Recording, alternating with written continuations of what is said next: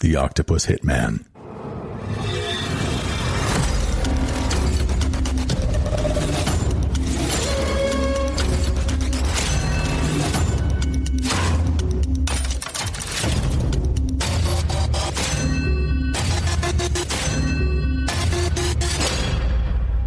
Listener discretion advised.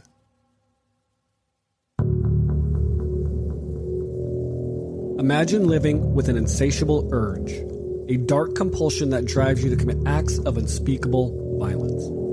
Over time, this festering darkness grows, consuming your thoughts and actions, and the thrill of control becomes an addictive force. This is the unsettling journey of becoming a serial killer, where each act of violence feeds a relentless and twisted need for power.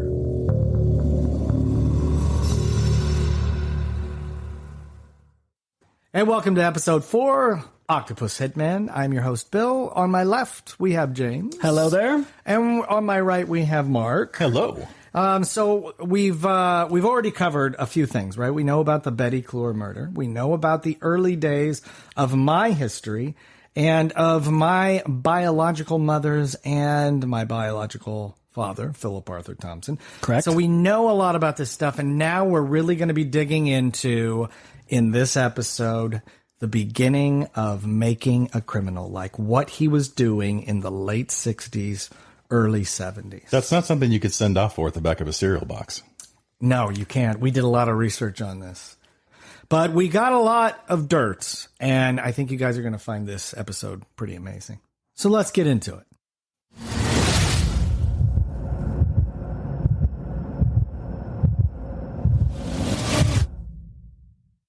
So, in early March of 1967, Philip Arthur Thompson, who was 21 at the time, was committed to the state medical facility in Vacaville for a 90-day period of diagnosis and evaluation. He previously pleaded guilty of forging and passing a $151 check. Which is about, what, $1,500 today? I think somewhere around there? Yeah, I don't know what that math would be, but $151 in 1967 was probably a lot of money. Yeah. Okay. And if you guys remember, this is like the year I'm born. So I'm not even born yet when he's in the mental hospital. But my biological mother was aware that he was in some sort of system for a check bounce. I think it's interesting that he went to the Vacaville mental facility versus going to, like, the county jail. Exactly. For what he did. I'm not sure if that was influence from his mother or from his lawyer or just himself saying, you know what, I just had a lot of problems going on. I just need to deal with stuff. And so I needed money, and maybe a stint in the medical facility would be better for me. If I had to guess, his lawyer. Avoided jail time. He's only 21 years old. He has no previous record that we know of at the time. Right. And it's like, go to this mental facility. You got some issues. In lieu of maybe probation or jail time, you're going to go check into this mental facility. Right. And that's what my biological grandmother had said, his mother, that he had some mental issues, right? Alluded to all that. Well, he was forging and passing bad checks. So yeah. He definitely was not. Which is nothing these days. But I think that in 67, that was probably a big deal. Well, and the hope is when you come out of the medical facility, you're a better person. Right. You don't want to go back. Correct. So we'll skip to 1968. He marries his second wife, Diane Saylor. Right. And they lived in the Bay Area. Then they moved to Lake Tahoe before finally settling in Sacramento. This is where we live now, Sacramento. Correct. At the time, he owned multiple businesses out of the Sacramento area, a medical supply business, a massage parlor, and his wife, Diane, also ran a hair salon. He also owned a used car lot he operated with Mark Masterson, called Masterson Automotive at 1900 Alhambra Boulevard in Sacramento. That's a lot of businesses. I can tell you that I've ran 2 businesses at the same time in my life. One was a database development business, and one was also running a computer infrastructure type of thing. And though it seems similar, running 2 different things, it's pretty difficult. Running 3 to 4 as a young couple, married, that's quite difficult. Don't forget, you ran a lemonade stand in the neighborhood as well. Well, that's under the wraps. Yeah, don't forget that. Well, I mean, think about a massage parlor. I mean, that's really tough to own. You would have a hard time running a massage parlor. If you could, if Uber existed back then and you could use the used car lot, and the massage parlor, you could do 3 things at one time. You could give somebody a ride and a massage and use the cars in the lot. Can you imagine if Uber existed back then? How many people you could fit in a 1965 Oldsmobile? Oh, yeah. That'd be a lot. It'd be like a bus. Yeah. You're like, this isn't a one person, everybody in, and I'm dropping you off as we go. That's true. So now here's the other thing. When we were doing this is with his second wife. Now, when we do all of our research, as a matter of fact, even the documentary guys for the American Conspiracy Octopus Murders, they thought Diane Saylor, his second wife, was his first wife. Everyone on the internet thinks that this is his first wife, but his real first wife was another girl named Billy. So we had information that not very many people knew about. He was with Billy, then gets with my mom, and then marries Diane. Do you know when he was married to Billy? I don't know the dates, but I know that they broke up right around 67. Okay. But they were separated from what my understanding from you. According to my biological mother, yes. It's not that he technically cheated on his wife, even though they were still married. They were separated, and then he basically got together with your mom. Exactly. Gotcha. Okay, so Mark Masterson, who worked with him at Masterson Automotive, described Philip Arthur Thompson parents as his adoptive parents. They helped Masterson grow up since he was in the 4th grade at age 10. Masterson stated that he had met Thompson when he was 19 or 20 years old, and Masterson was about 5 years younger. So what would be about 14, 15? Right. When they met, obviously like a big brother figure. Right. So, interesting thing about Masterson when we were doing our research, he moved to Sacramento, but 1 month before that, he had gotten into a very terrible accident, like a car accident, right? And he was in a coma for like 10 days. So he's recovering from this coma, and he was, ever since this accident, he was a little slow. He was having a hard time recovering from this mentally. He had to be taught what yes and no meant. Exactly. I don't know how somebody, after they get into a coma, moves to Sacramento, because he was living in Santa Rosa. He moves to Sacramento and then starts a business, and you are still trying to learn what yes and no are. But my guess is that Philip Arthur Thompson manipulated the situation and said, hey, let's start a business. And guess what? We'll call it Masterson Automotive. It'll have your name on the title. Exactly. And it's a used car lot. You don't need to be a rocket scientist to be a used car salesman. No. Well, it also doubled as a repair garage. They did make money off of repairs for the garage as well. I know both of them put money into the business. Right. So it wasn't just one-sided. Yeah, I think that both borrowed money from their parents to start this thing.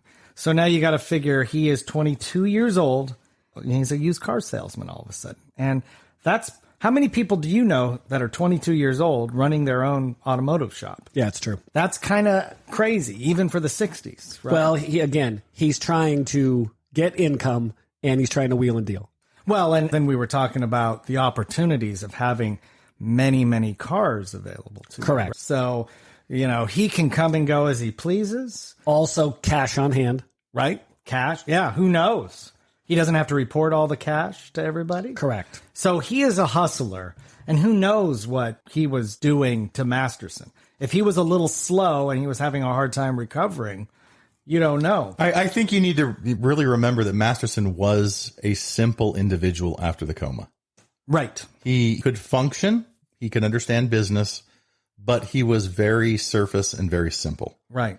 Not a deep thinker after the accident. Exactly. And probably easily manipulated. Agreed. So you have cars that sell during the day. You've got a medical supply business, not drugs, but medical supplies that you're delivering and passing through and probably marking up to make money.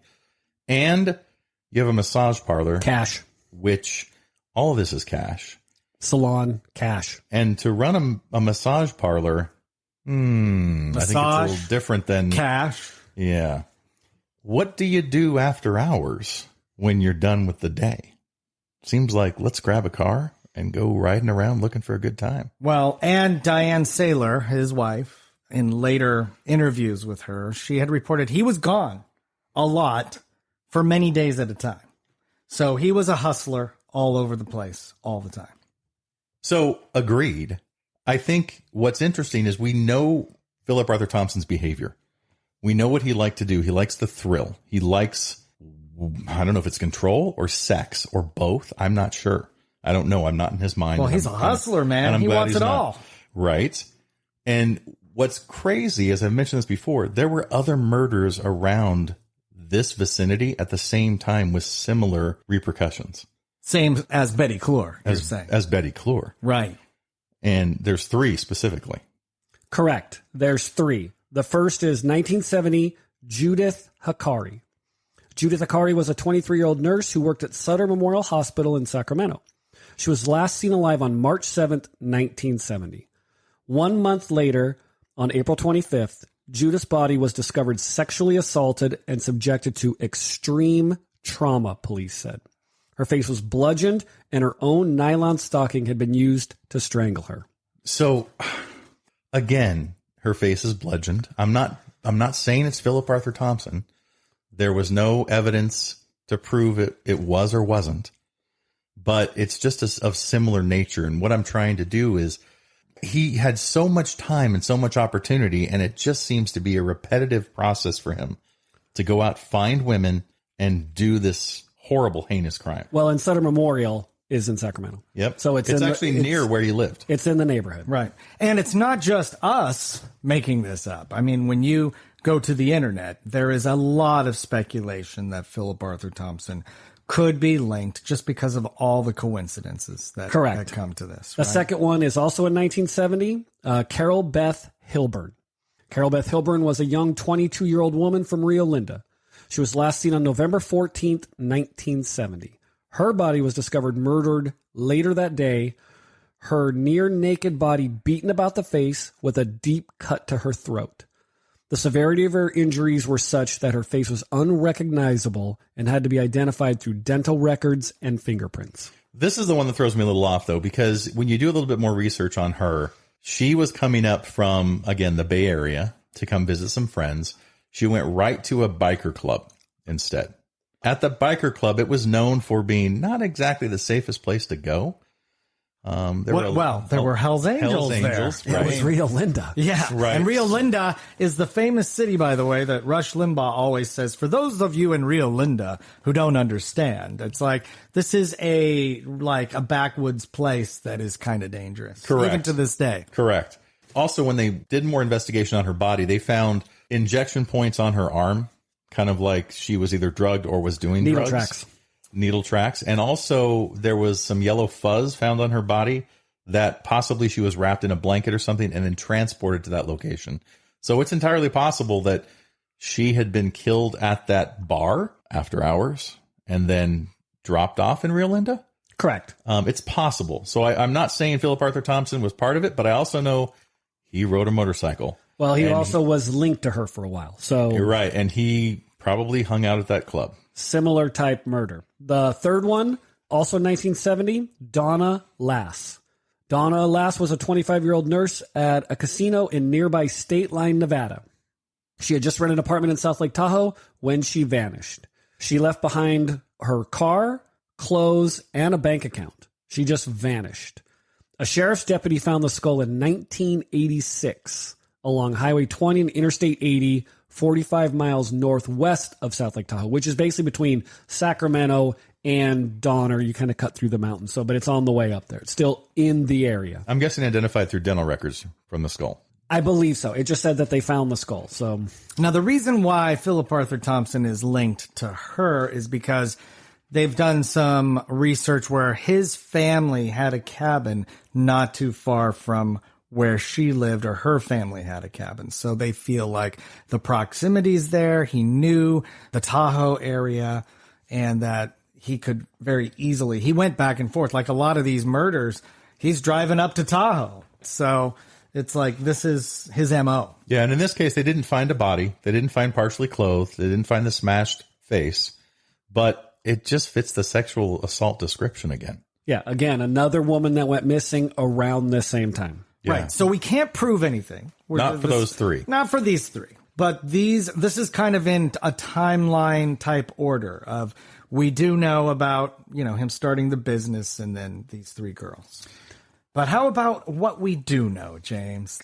So in 1970, there is a woman named Sharon Strain. On the evening of December 2nd, 1970, 16-year-old Sharon Strain was visiting a friend at the friend's home in Sacramento. At around 7:30 p.m., Sharon went out to the store, and on her way back, she got lost. She then encountered Thompson and Masterson, who asked her for directions to Sacramento State University. So Thompson and Masterson working together again. Driving a car. Sharon tried to give them directions, but eventually said if they showed her how to get back to her friend's apartment, her friend could give them directions. Because Sharon was having trouble with the clutch on her car, Thompson drove Sharon's car and Masterson followed. This is so crazy. Okay. They went to a gas station where Masterson got gas. Then they drove down Folsom Boulevard and entered Highway 50 heading east. Thompson explained to Sharon he wanted to see a friend. They exited Highway 50 at Prairie City Road and stopped at the end of a road where there were no homes nearby. This, by the way, this is the 70s. We know this location. In that time, it's the boonies. Yeah. It's really It's pretty out rural. there. Yeah. At this point, Sharon asked for her keys back so she could go home, but Thompson refused, saying that is not what they came out there for. He ordered Sharon to take off her clothes, but she refused. He then hit Sharon in the stomach and said if she did not comply, he would throw her into the river. That is just a heinous act. She's 16 years old. I know. And there's two guys.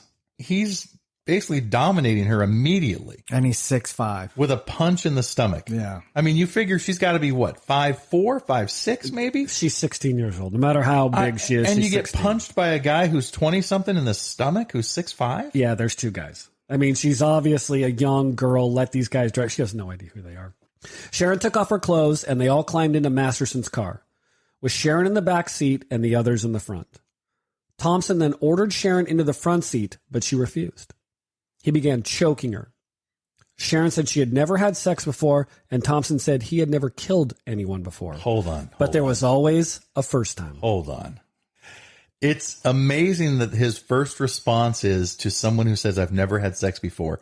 Not only is she afraid for her life and her virginity, the response she gets is now basically from him saying the first thought in his head is, I've never killed anyone before. That's your response? I'm sure he's used that line Don't worry, before. I'm going to be gentle, or let me hit you in the stomach again. I mean, She knows she's dead at this point, right? She's got to be chilled to the bone. Yeah, she's in a bad way.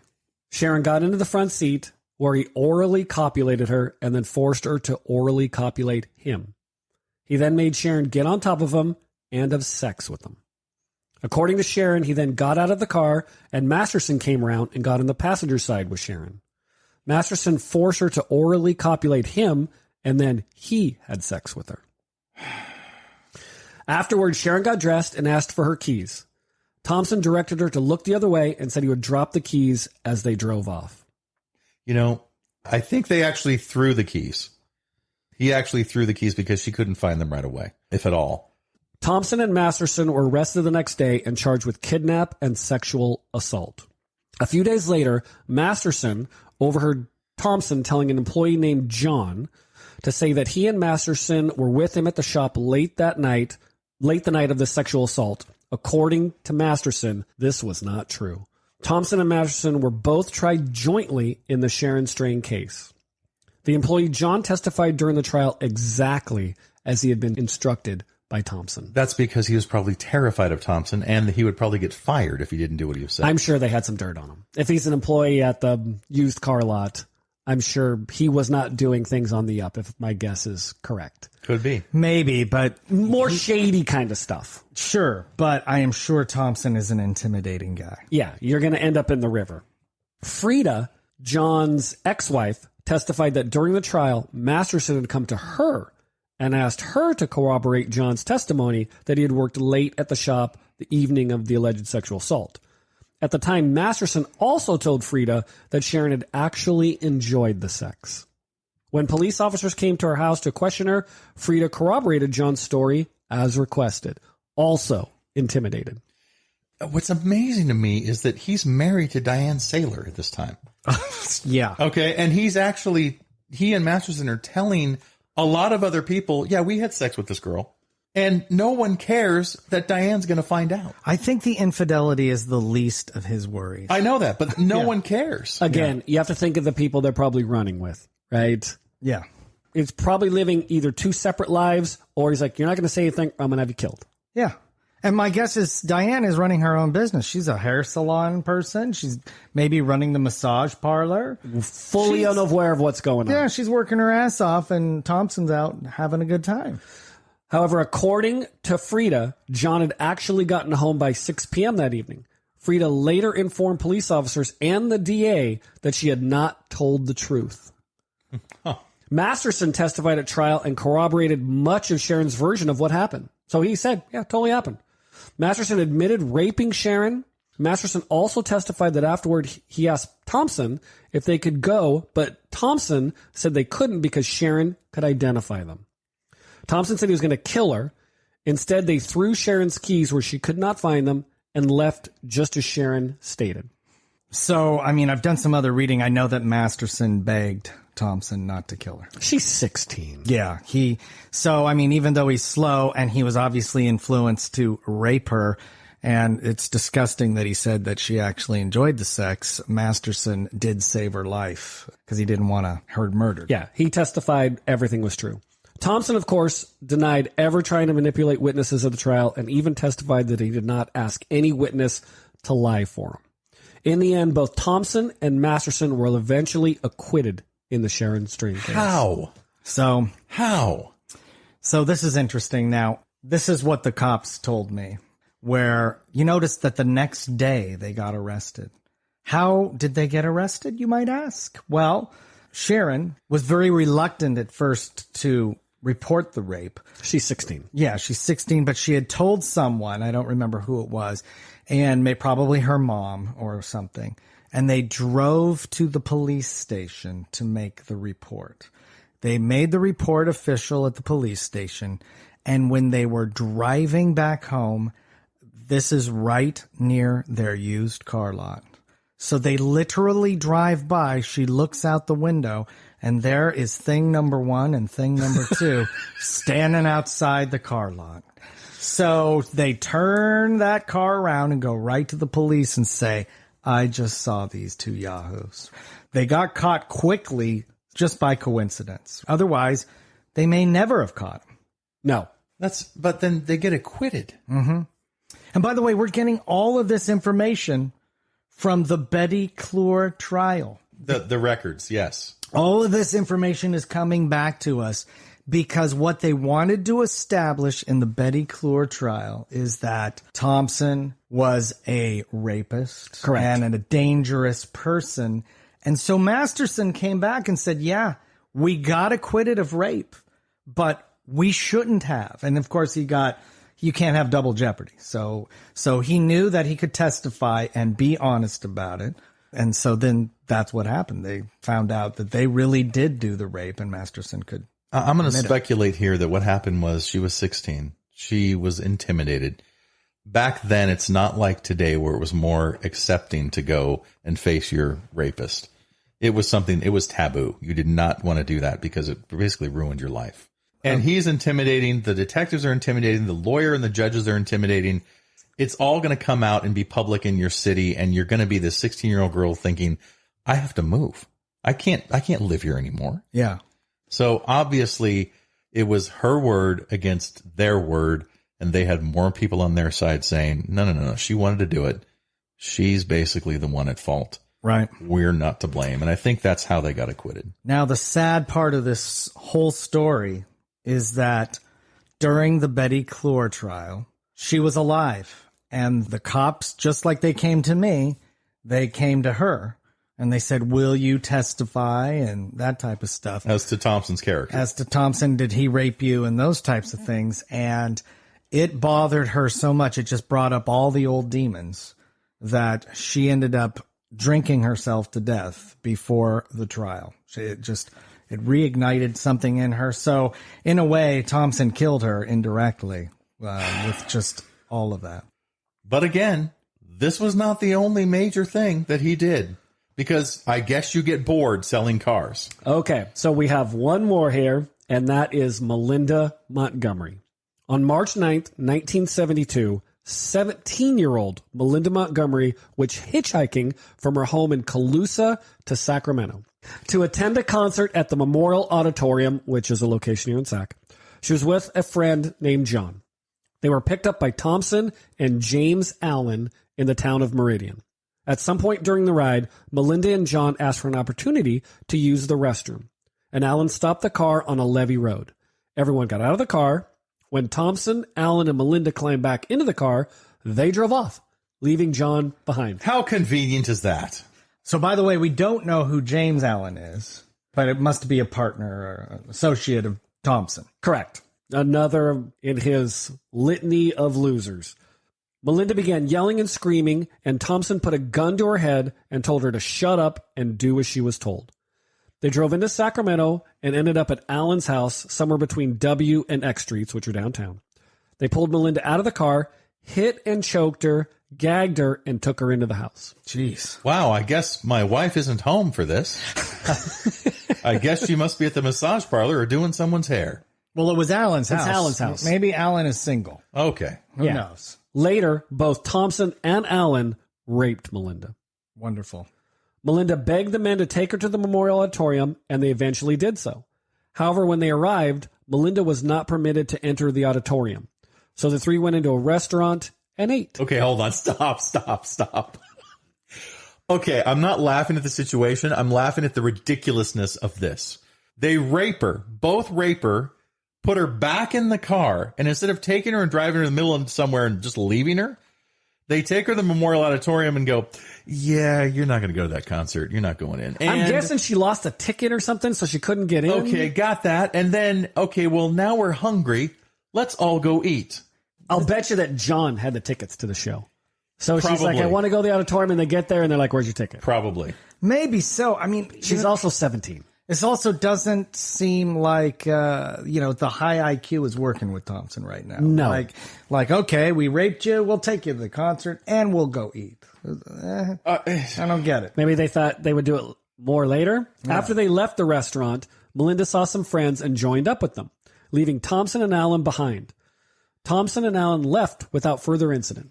Okay. Hi, guys. I'm here. Let's just leave. Yeah. You wouldn't believe the night I've had, but let's not talk about it. Again, she's 17. I almost envision this like the auditorium concert got out and there's just a crowd of people and she's like, oh yeah, there's my friends. And she just disappears into the crowd and they can't do anything. They can't grab her. Because there's public around. Yeah. And it's just like, she was like, phew, I got away from those guys. And put yourself as a 17-year-old in 1972. Right? Not quite as worldly as we are now with the internet and all that. There's some guys that have just raped you, put a gun to your head, and probably said, you say a word, we're going to shoot you in the face. Yeah.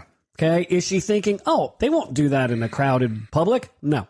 She's thinking, they're going to shoot me. Oh, yeah. And we're going to go back and get John and shoot him too. Yeah. Do we know if she ever told about this rape?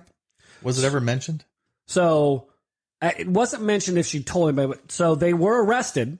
I couldn't find out quite how, but they were arrested, and Thompson eventually entered a negotiated plea of guilty to assault in connection with the case.